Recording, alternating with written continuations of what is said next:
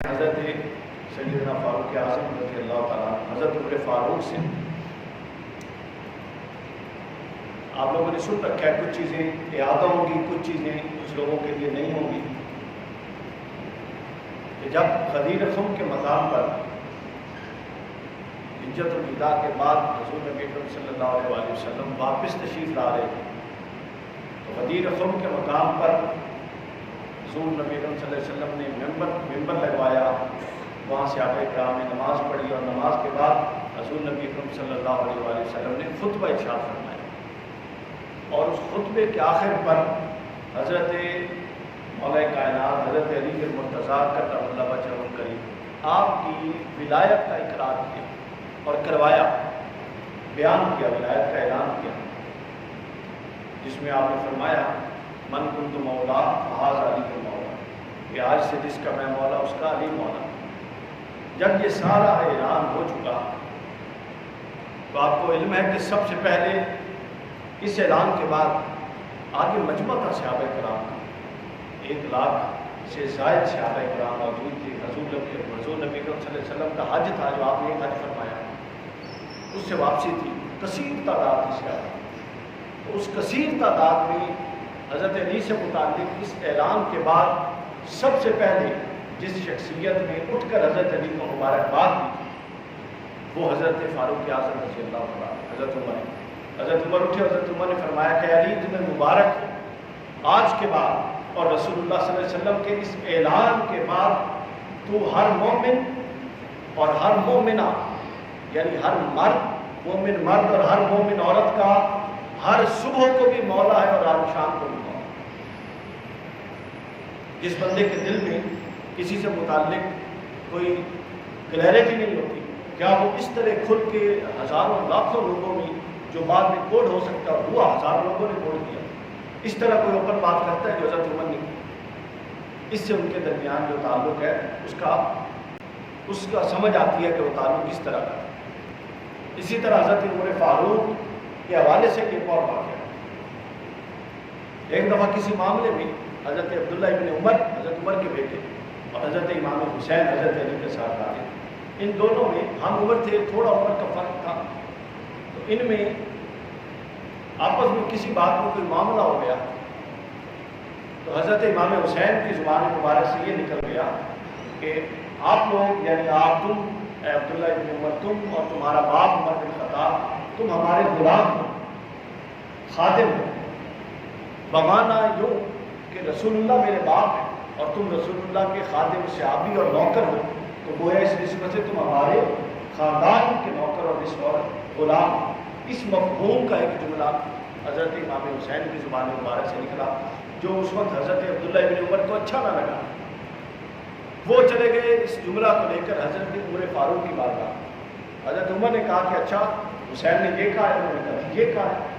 حضرت عمر خلیفہ تھے اس وقت۔ حضرت عمر نے فرمایا کہ اچھا جاؤ، یہ جو کہہ رہے ہو حسین سے کہو یہ لکھ کر دے۔ وہ واپس گئے، انہوں نے کہا جی جو آپ نے کہا ہے وہ لکھ کر دے۔ حضرت امام حسین علیہ السلام نے وہ جو کچھ کہا تھا وہ لکھ کر دے۔ اب حضرت عبداللہ بن عمر سوچ رہے تھے کہ شاید حضرت عمر اس پر ناراضگی کا اظہار کریں گے، کیا کریں، لیکن جب لکھوا کر لائے اور واپس پہنچے تو سامعین کرام کیا ہوا؟ حضرت عبداللہ بن عمر نے پوچھا کہ ابا جان آپ کیا کریں گے؟ انہوں نے کہا کہ اب یہ اس لیے لکھوایا ہے کہ جب عمر اس دنیا سے چلا جائے، اللہ کی بارگاہ میں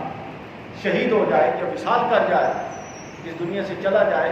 تو عمر کی قبر میں یہ کاغذ کا ٹکڑا رکھنا تاکہ قیامت کے دن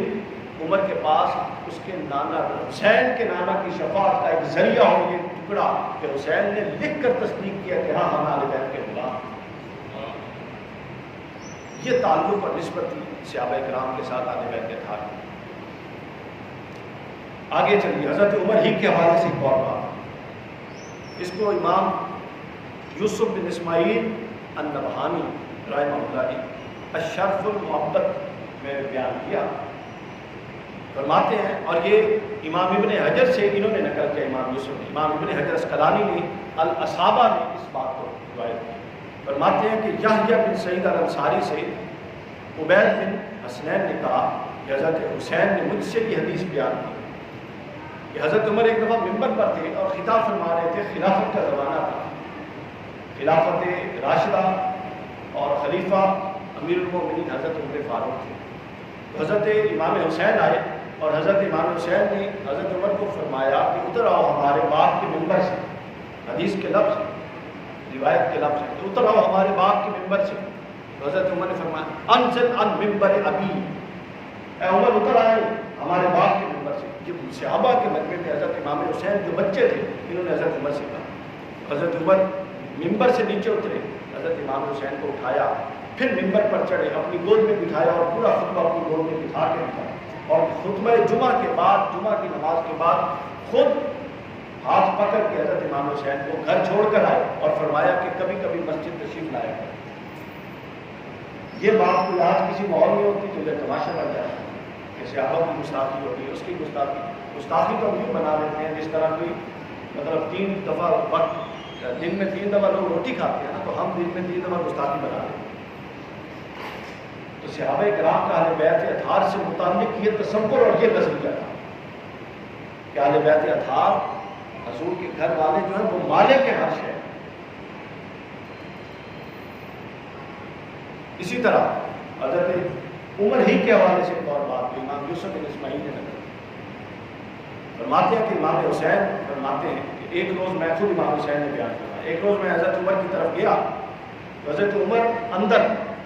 خلوت میں حضرت معاویہ کے ساتھ کسی بات چیت میں مصروف تھے، اور دروازے پر ابن عمر تھے، ان کے بیٹے کھڑے تھے۔ تو جب دیکھا کہ وہ کسی میٹنگ میں ہے، کسی ڈسکشن میں ہے، تو حضرت امام حسین واپس آ گئے، اور واپس جب آئے تو باتیں کرتے کرتے حضرت عبداللہ ابن عمر، حضرت عمر کے بیٹے، وہ بھی ساتھ چل پڑے اور واپس آ گئے۔ واپس آ گئے، بات ختم ہو گئی۔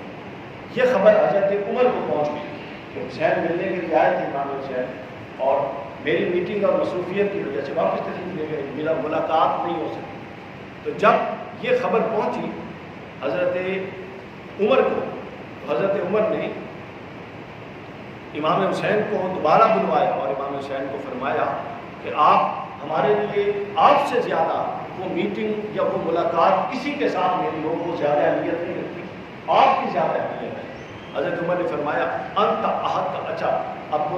پھر سمجھانے کے لیے حضرت عمر نے فرمایا انت احق کو من ابن عمر، اے حسین آپ مجھ پر ابن عمر جو میرا اپنا سگا اور سنبی بیٹا ہے اس سے بھی زیادہ حق رکھتے ہیں، یعنی جس طرح وہ حق رکھتا تھا کہ اندر آ جائے اور مخل ہو جائے، آپ اس سے بھی زیادہ حق رکھتے ہیں۔ جب یہ بات کر دی تو پھر آخری جملہ جو حضرت عمر نے بولا، سبحان اللہ، وہ سننے سے لائق، حضرت عمر نے فرمایا کیا حسین ہمارے سروں پر انما انبت ما ترا فی رؤوسنا اللہ ثم انتم، قال حافظ سند صحیح۔ ابن حجر نے کہا کہ یہ جو روایت ہے اس کی سند صحیح ہے۔ حضرت عمر نے کہا کہ اے حسین ہمارے سروں پر جو کچھ ہے وہ یا اللہ کا دیا ہوا ہے یا آپ کو اور آپ کے گھر کا دیا ہوا ہے۔ حضرت عمر نے حضرت امام حسین سے کہا کہ حسین ہمارے سروں پر جو عقیدہ، جو شفقت، جو رحمت، جو دین کے جو کچھ ہے یہ یا اللہ کا دیا ہوا ہے یا آپ کو اور آپ کے گھر والوں کا دیا ہوا ہے۔ اور امام ابن حجر نے کہا کہ اس کی روایت درست ہے، اس کی سند صحیح ہے۔ یہ سامعین کرام تعلق تھا حضرت سیدنا فاروق اعظم کے ساتھ حضرت امام حسین کا اور اہل بیت اطہار کا، اور دیکھیے کہ کتنا بڑا مقام و مرتبے کا صحابی، یعنی خلیفہ راشد، اور صحابہ کے اندر اوپر سے فہرست بنائے تو دوسرا نمبر حضرت عمر کا، حضرت ابوبکر کے بعد دوسرا نمبر، یعنی چوٹی کا صحابی، اور اس کا اہل بیت کے ساتھ کیا تعلق ہے یہ سوچنے اور سمجھنے کی بات۔ یہ میں نے اس لیے ساری گفتگو سمجھائی، یعنی ہم آج کل جو بحث کی ہے کہ ہم صحابہ کرام کے پیروکار ہیں، تو صحابہ کرام کا پیروکار ہونا تو ایک عظمت اور شرف کی بات ہے اور بخشش اور وسیلہ نجات ہے، یہ حق بات، مگر صحابہ کرام کی پیروی میں یہ پہلو بھی سے مد نظر رکھیں کہ کس درجے کا صحابی حضرت عمر، کس درجے کا مقام و مرتبے کا بندہ، اور جب وہ اہل بیت کے ساتھ معاملہ کرتا ہے تو وہ خود کو کس درجے پہ رکھتے ہیں اور اہل بیت رسول کو کس درجے پہ رکھتے ہیں۔ یہ وہ پہلو ہے اہل بیت اطہار سے محبت کا، اور یہ پہلو ہے صحابہ کی اتباع کا جس کو آج اپنانے کی ضرورت ہے۔ کہ اگر ہم واقعی سچے محب صحابی ہیں تو صحابی تو وہ ہے جو حسین ابن علی سے نوشتہ بخشش لکھوا کے اپنی قبر میں رکھنے کی خواہش رکھتا ہے. اور صحابی تو وہ ہے جو حسین ابن علی چھوڑتا ہے، وہ مجلس میں آ جائے تو وہ ممبر سے خطبہ چھوڑ کے نیچے اتر جاتا ہے. اور صحابی تو وہ ہے کہ جو حسین ابن علی سے کہتا ہے کہ ہمیں جو کچھ ملا وہ اللہ سے ملا یا آپ سے اور آپ کے گھر والوں سے ملا. تو صحابہ کرام کی جو اہل بیت کے ساتھ تعلق تھی وہ ہمارے لیے مشعل راہ. اب اگر ہم ٹکڑے کر دیں کہ محض صحابہ کو بھی، اور وہ بھی اوپر کے درجے کے جو چوٹی کے صحابہ ہیں ان کو چھوڑ کے طلقاء کو لے لیں، نچلے درجے کے جو صحابہ کرام ہیں ان کو لے لیں، چلے جس کو بھی لے، چونکہ ہر صحابی کے پیچھے چلنے سے ہدایت حاصل ہوتی ہے، جس کو بھی لے. اصل یہ ہے کہ جو صحابہ کرام کا اہل بیت کے ساتھ تعلق ہے، اس تعلق کو اگر آپ لوگوں نے چھوڑ دیا تو آپ سمجھ لیں کہ یہ منبع اور چشمہ تھا کہ جہاں سے فیض صحابہ کو آتا تھا. اگر ہم نے صحابہ کو تو لیا اور اس چشمے کو کاٹ دیا جہاں سے خود بہت سیلاب ہوتے تھے تو ہم